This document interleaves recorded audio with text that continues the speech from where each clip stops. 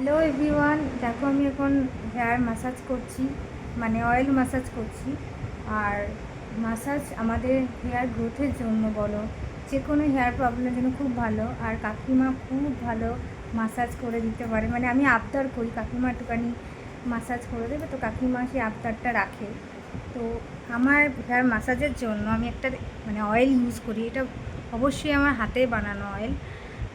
এই যে এই অয়েলটা, এটা আমি হাতে বানিয়েছি, মানে হাতে মিন্স মানে হেয়ার মানে এই অয়েলটাতে প্রচুর কিছু মেশানো আছে। তো এই অয়েলটা ইউজ করে সিরিয়াসলি বলছি প্রচুর বেনিফিট পেয়েছি। আমার হেয়ার ফল একদমই হয় না, হেয়ার স্মুথ থাকে এবং গ্রোথটাও বেড়েছে।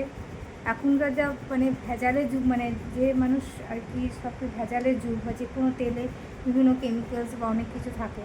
তো বাড়ির হেয়ার অয়েল মানে হেয়ার ম্যাসাজ করা বা বাড়িতে তৈরি করা হেয়ার অয়েল কিন্তু খুবই বেনিফিট দেয়।